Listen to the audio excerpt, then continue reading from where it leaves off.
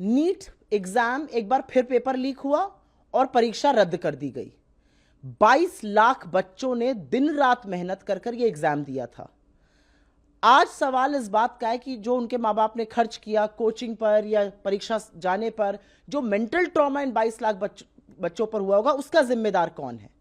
और सवाल इस बात का है कि ये जो पेपर लीक माफिया हैं, इनके अंदर इतना हौसला आता कहां से, इनको सरकार का या कानून का कोई डर क्यों नहीं है। और इसका सिर्फ एक जवाब है, क्योंकि इनको संरक्षण भारतीय जनता पार्टी के लोग और भारतीय जनता पार्टी देती है।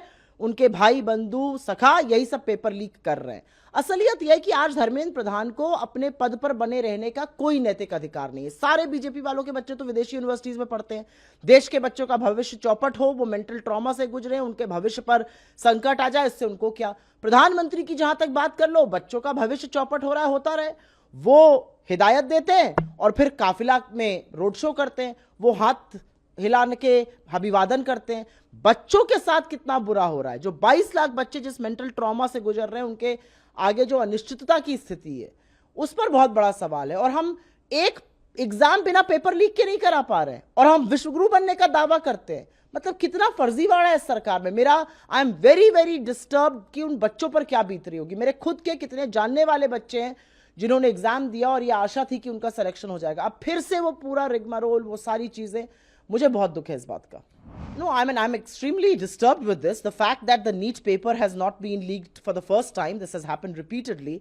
And now that the exam stands cancelled, there were 20 lakh students who appeared for these exams. These students must have put in their real hard work, their blood, their sweat, and they toiled very hard. They must have studied for 18, 19 hours a day. And what is the net result? The net result is that the paper leaked and the exam has been scrapped. The exam stands cancelled.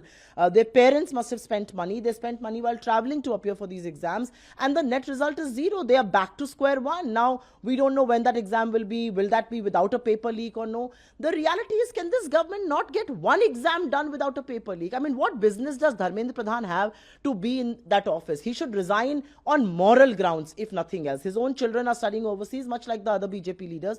They don't care what's happening to children in India. They don't care the uncertainty that engulfs them. They don't understand what mental trauma these children are going through. And as far as the Prime Minister is concerned, he's so busy doing roadshows, he doesn't care either. But the reality is, we call ourselves Vishwaguru and we cannot conduct one exam without paper being leaked. And who are these people who are leaking papers? It's a syndicate. The paper leak mafia is obviously associated with the BJP, and which is why they are not scared, which is why they go unabashedly and do their job. Almost 90% of the questions were leaked. What leaves to be desired?